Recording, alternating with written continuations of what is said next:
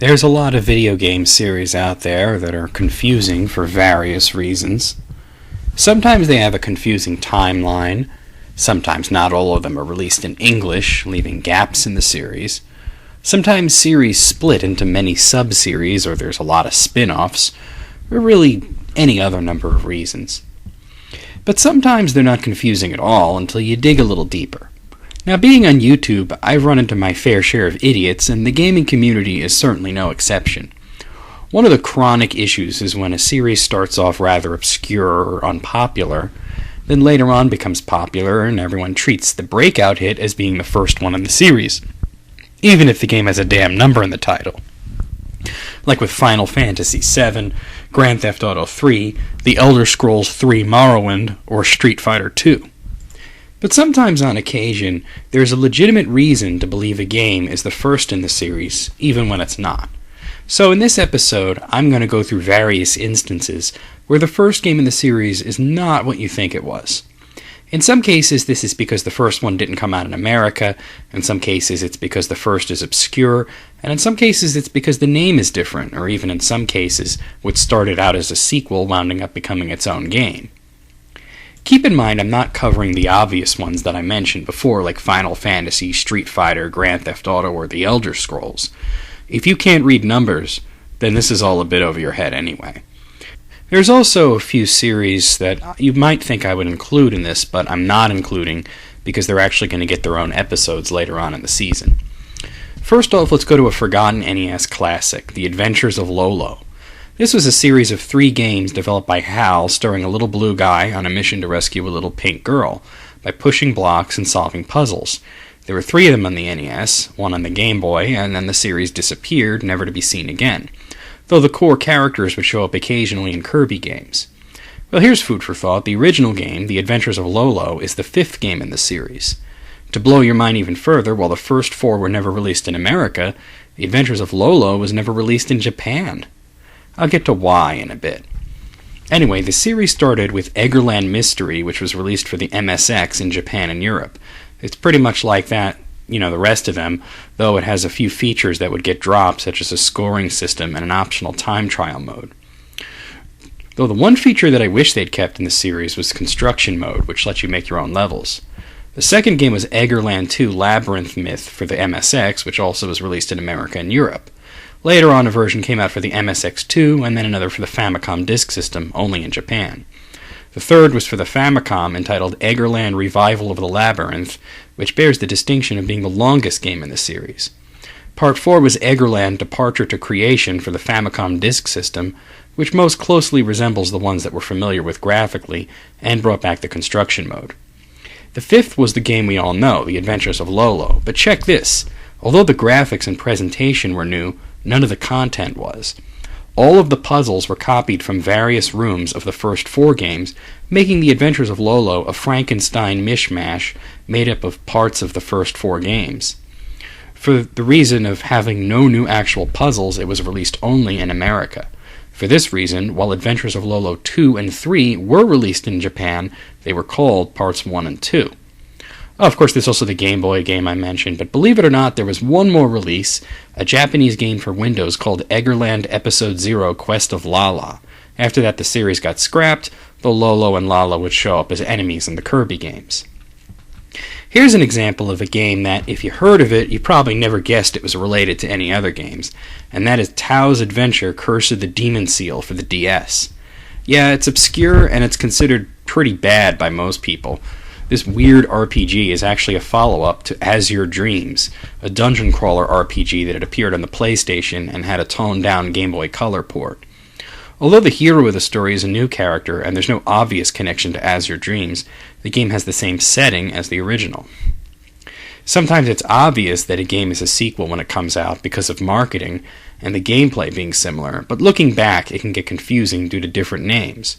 One example of this is Metal Combat Falcon's Revenge on the Super NES, one of the few games to come out that supported the Super Scope 6 gun. Now, the name sounds like a sequel, but to what? Well, if you weren't around for it, you might not guess that it was a sequel to a game called Battle Clash. Sometimes, especially going back to the golden age of gaming, this entire trope can be reversed. A game can seem to be part of a series, but actually be a knockoff. Take Berserk, for example. It had a total of one official sequel, which was called Frenzy. But then there was Robot Wars, Crazy Shootout, Robot Killer, and Amok, all of which look like they're part of the series, or at least ports of the games, but are all unofficial knockoffs. Of course, the biggest example of this was Ms. Pac-Man, which was an unofficial knockoff of Pac-Man that gained popularity, but I already talked about that one. Sometimes when a game is brought from arcade to home console, it isn't really a port at all, but a completely original game that shares some similarities with the original. Like Double Dragon. Though the original arcade game was classic, the NES version is arguably even better with its leveling system. But sometimes those home games become the breakout hit and the original game gets forgotten. For example, Bionic Commando for NES. You might have heard that it was based on an arcade game, but if you think the arcade one is the same game with better graphics, boy would you be wrong. As a matter of fact, in Japan, the NES one is specifically a sequel. The original is called Top Secret, and the NES one is Top Secret Revival of Hitler, but in America they were both called Bionic Commando. The third one on Game Boy once again had the same name, but was a new game, though that one wasn't even released in Japan, and the series stayed American exclusive until Rearmed came out. Now here's a really weird one. Remember Blaster Master? Well, you probably also remember the sequel, Blaster Master Boy, on the Game Boy. In Europe, it was called Blaster Master Jr., but in Japan, it was known as Bomber King 2. So is Blaster Master over there called Bomber King? Nope. Bomber King was a spin-off of the Bomberman series, but the original Bomber King, when it was released in America, was redressed as Robo Warrior. The sequel was redressed as a sequel to Blaster Master, despite having nothing to do with the original game. That's why the third game in the series, the one for the Genesis, was called Blaster Master 2, because it was actually the real sequel. Here's a funny one. You ever heard of a Wii game called The Monkey King: The Journey Begins? Kind of a quirky shooter, sort of like Parodius. You could imagine that I'm about to tell you how it's from a long line of games that have only been released in Japan, but it's only the second one. The first one had actually also come out here, way back in 1988. Yeah, it literally took them 20 years to make a sequel. The original was called Great Wizard of the Middle Kingdom and was released for arcade, Master System, Famicom, MSX2, PC Engine, and the X68000. The Master System was the one that came out in America, where the game was called Cloud Master. Sometimes a game series takes on a different name for the first sequel, but then the second sequel uses the original name, like Myst. Myst, then Riven, and then Myst 3. But that's pretty well known because the full title of the second game is Riven the Sequel to Myst. Really. But sometimes it's just weird. Take Commando, for example. There was Commando, and then Commando 3, way later on Xbox Live Arcade and PlayStation Network. The second game, it was called Mercs, and it was on a shitload of systems, but you probably know the Genesis one. Of course, in Japan, they're called Battlefield of the Wolf 1, 2, and 3, so there's no confusion there. Another game you might not realize is a sequel is Vendetta, an arcade beat-em-up from 1991. The original game was called Crime Fighters, and in Japan, Vendetta is called Crime Fighters 2. To add to this, the third game in the series was called Violent Storm. Interestingly, none of these games have ever had any home versions. Ever heard of Sagaya? An interesting shooter for the Genesis and Master System, but it's actually a sequel to Darius, and in Japan it's called Darius 2. This is not to be confused with the Sagaya for Game Boy, which is a sort of spin-off. To combat the confusion, the third game would wind up being called Darius Twin, and after that they all had weird names like that. Then of course there's Supernova, a shooter for the Super NES. This is also part of the Darius series, and in Japan it's known as Darius Force. And Taito had planned on making an arcade Darius 3, which eventually became a game known as Metal Black. Remember Dragon Valor for the PlayStation 1? Yeah, probably not. But once again, there's nothing to really indicate that this is a sequel to anything. It's a fairly normal fantasy-style beat-em-up with some mild RPG elements. You might be reminded a bit of Golden Axe, but in fact it's the sequel to two old-school RPGs, Dragon Buster and Dragon Buster 2, neither of which had been released in America. There's also Tales of the Dragon Buster, a mini-game hidden inside the game Tales of the Abyss. Weird, eh? Dungeon Explorer is an interesting one. There was a TurboGrafx 16 version and a Sega CD version, but there are actually two different versions. The TurboGrafx version is part 1, the sequel was on the CD add-on, and then there's a spin-off on the Super Famicom, and then the Sega CD game was a totally new game, essentially making it the third part. After that, the series would go into hibernation for a long time until emerging on the DS and PSP. So those also count as they're not numbered, and you might not know that they're part of an older series. Here's another one. Remember an arcade and Dreamcast brawler called Dynamite Cop? In Japan, it's called Dynamite Deca 2. What happened to the first game? Oh, well, we got it all right, except it was called Die Hard Arcade. Yep, they took an existing game and slapped a license onto it. You ever play a fucked up Genesis game called Ernest Evans? Yeah, it's not that good. It's also the middle part of a trilogy, the first of which was called El Viento, which you might confuse as being part of the Valis series, and the third one was called Annette Again, which stayed in Japan. Now this next one is a twofer. There's a really shitty adventure game for the Genesis called Experts, and an only mildly shitty side-scroller for the Game Gear called Chicago Syndicate. You'd never guess that they were even related to each other, unless you're very familiar with Eternal Champions. Eternal Champions was a mess of a fighting game series where the gimmick was that each character was taken from someplace in time. Kind of like World Heroes, only it sucks. Anyway, there was the idea briefly of expanding on each character with their own games, and Experts and Chicago Syndicate are the only results of this. Wolfenstein. This one can get nuts because there's only one game in the series that's just called Wolfenstein, and it's the new one. The logical starting point for most people is the classic Wolfenstein 3D for PC, one of the great pioneers of first-person shooters. However, it was actually the third game in the series, the first two being low-key stealth games with a top-down perspective for PC. These were called Castle Wolfenstein and Beyond Castle Wolfenstein. Here's a cool one. There's a fairly popular PSP game out there called Hammerin Harry. Now, if you'd heard of an old arcade and NES game called Hammerin Harry, you might draw a connection between the two, and you'd be right. But it's not even a direct sequel. There were a few games between them, all released only in Japan.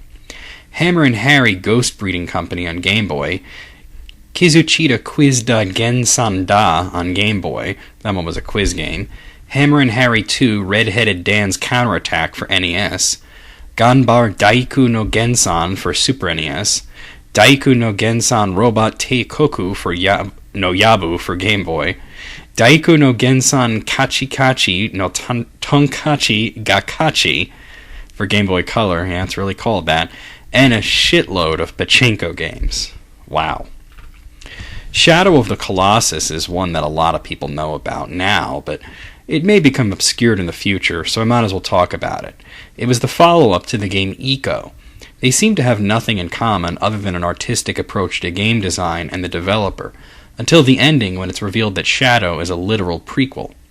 Luckily, they released them both as a bundle for PS3. Here's one from Nintendo of all people, Animal Crossing for the GameCube. There have been numerous follow-ups, but Animal Crossing was the second game in the series. Kinda, sorta. Originally, the first game, Animal Forest, was released for the Nintendo 64, but only in Japan. They planned to release it in America, but the Nintendo 64 was dying out, so they refurbished it for the GameCube as Animal Crossing. You ever play a series of platformers called Joe and Mac? The original was on arcade, Super NES, Genesis, and a shitload of other systems, and later a Super NES-only follow-up came out, Joe and Mac 2, Lost in the Tropics, and eventually an arcade-only game called Joe and Mac Returns. Not very grammatical, but whatever. But there's another one. Not the first game in the series, the second. You see, in Japan, the series is called Fighting Cavemen. Fighting Caveman 2 didn't have Joe or Mac in it, and starred a new character, so it was released in America as Congo's Caper. The third game returned to the original duo and was released as Joe and Mac 2. You probably haven't played the Capcom fighting game JoJo's Bizarre Adventure, but you probably have heard of it at some point if you were around in the PlayStation era. But this is a weird one. JoJo's Bizarre Adventure was mostly known for the home versions, one on the PlayStation and the other on the Dreamcast. There were actually two arcade games, JoJo's Venture and JoJo's Bizarre Adventure. The PlayStation version is basically a mishmash of the two. It's based on JoJo's Venture, but has the cast from JoJo's Bizarre Adventure. The Dreamcast one is a collection of both arcade games.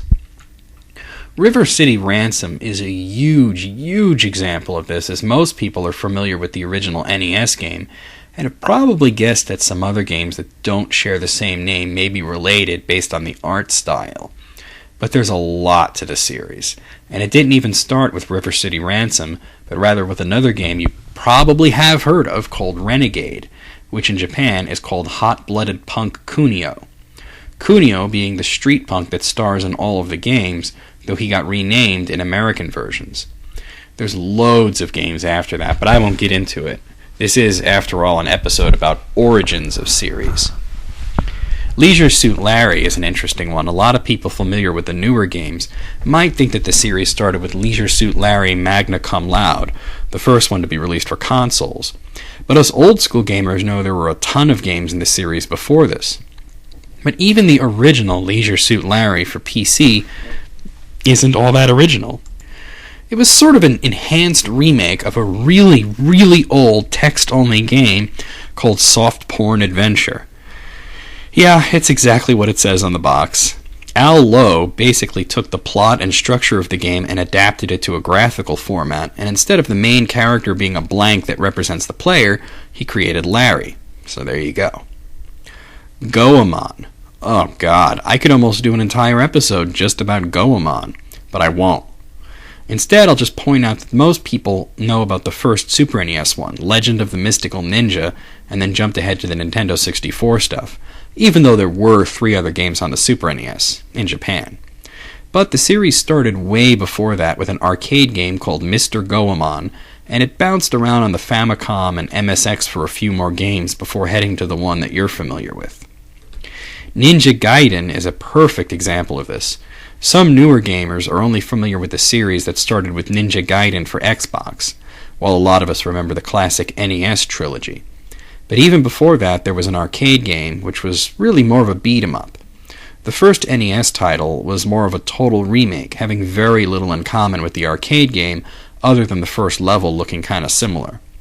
Of course, there were also other games other than the arcade game and the trilogy, such as Ninja Gaiden Shadow for Game Boy, and an original game simply called Ninja Gaiden for the Master System. There was going to be a Genesis version planned that would have played a lot like the arcade game, but it was cancelled. Speaking of ninjas, there's the Ninja Warriors on Super NES, a beat-em-up with ninjas that are also robots. It's not the first game in the series, it's actually the last. In Japan, it's called the Ninja Warriors Again. The original Ninja Warriors came out for arcade, Sega CD, and Turbo Duo, but only in Japan. Here's a strange one. There was a game for the NES called Power Blade, which eventually got a sequel, Power Blade 2. But the original game, also on the NES, was Power Blazer, which never came out in America.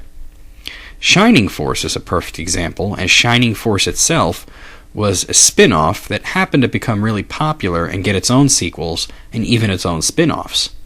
The original game was Shining in the Darkness, a dungeon crawler for the Genesis that only got one sequel, Shining the Holy Ark. So the spin-off series became way more popular. There's also a load of other spin-offs to the series, such as Shining Wisdom, Shining Soul 1 and 2, Shining Tears, Shining Wind, Shining Blade, and Shining Hearts. SoulCalibur is one that kind of bugs me.